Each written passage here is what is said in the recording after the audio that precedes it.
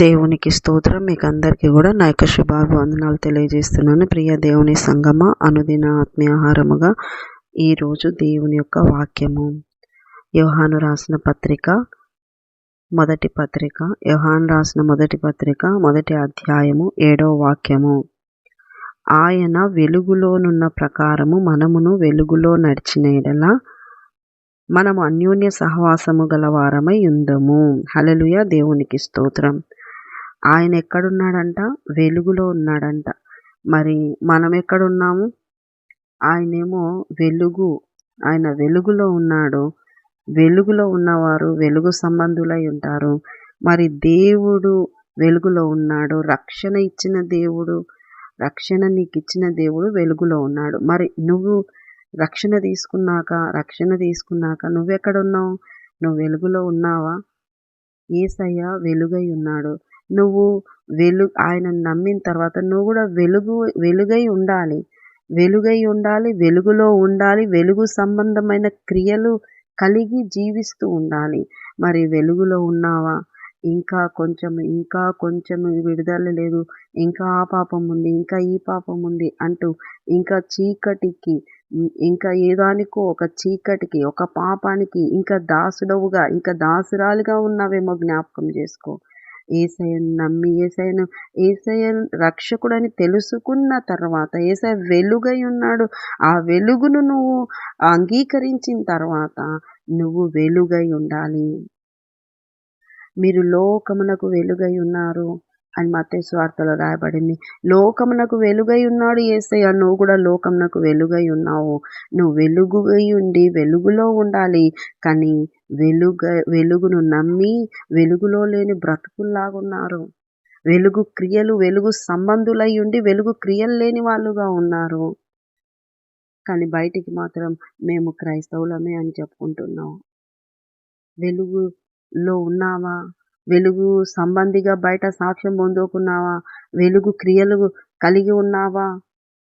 చీకటి కార్యాలకు లేదు, మేము చేయమండి చీకటి, అసలు మాకు చీకటి సంబంధమైన క్రియలు లేవు. కానీ నీకు క్రియలు లేకున్నా క్రియలు కలిగిన వాళ్లకు స్నేహితులుగా, క్రియలు కలిగిన వాళ్లకు సహవాసంగా ఉండి వారికి సహాయము చేస్తూ, ఏదో ఒకదానికి నీకు కూడా సహాయపడతారు కదా అని వాళ్లకు సపోర్ట్ చేస్తూ పాపానికి నువ్వు వెళ్తే సహకరించిన వాళ్ళదే పెద్ద తప్పు. ఒక్కసారి యేసయ్యను నమ్మిన తర్వాత వెలుగుగా నువ్వు ఉండాలి. వెలుగు క్రియలు కలిగి ఉండాలి. వెలుగు సంబంధుల మధ్యలోనే ఉండాలి. అది కూడా ఆయనతో అన్యోన్య సహవాసం గలవారమై ఉండాలి. ఆయనతో పాటుగా నువ్వు నడవాలి. ఆయనతో పాటుగా ఆయన వాక్య ప్రకారం, ఆయన వాక్కు విడుదల చేసినాడు. ఆ వాక్కు ప్రకారం నువ్వు నడుస్తూ ఆయనకు సాక్షిగా ఉండాలి.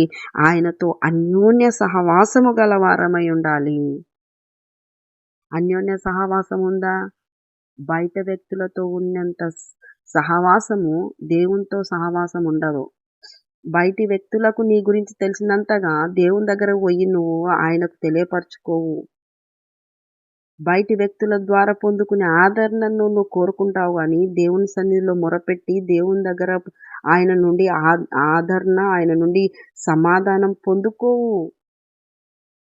ఎందుకంటే బయటి వ్యక్తులకే నువ్వు ఎక్కువగా ఇస్తున్నావు ఆ యొక్క ప్రాముఖ్యత.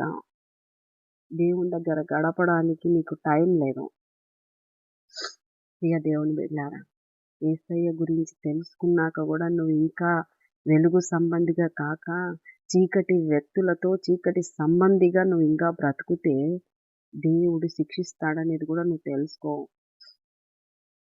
దేవుడి గురించి తెలిసిన తర్వాత, యేసయ్య అంటే ఏంటో తెలిసిన తర్వాత, వాక్యం అంటే ఏంటో తెలిసిన తర్వాత, అసలు యేసయ్య ఎందుకు వచ్చినాడో ఆ ప్లాన్ అంతా నీకు తెలిసిన తర్వాత, తండ్రి చిత్తం యేసయ్య పట్ల ఎలాగా ఉంది లోకం మీద అన్నప్పుడు నువ్వు మెలకువగలిగి, జాగ్రత్త కలిగి బ్రతకాలి తప్ప ఇంకా టైం ఉందిలే, ఇంకా లోక సంబంధులతో నీకేం పని?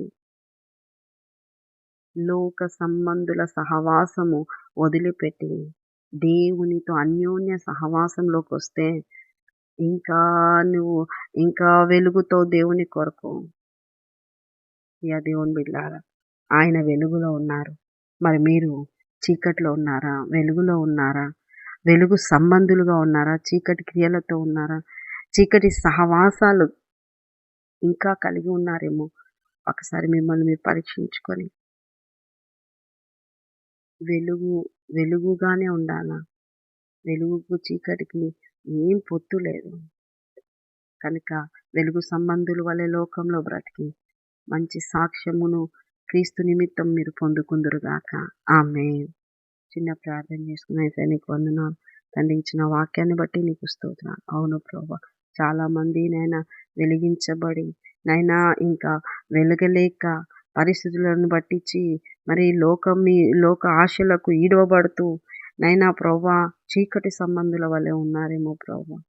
ఈ వాక్యం ద్వారా వారిని దర్శించి అయా వాక్య ప్రకారం బ్రతకడానికి వారి మనస్సును స్థిరపరిచి నైనా నీతో అన్యోన్య సహవాసంలోకి వచ్చే కృపతో నింపమని యేసు పరిశుద్ధ నామమున అడుగుతున్నాం మా తండ్రి.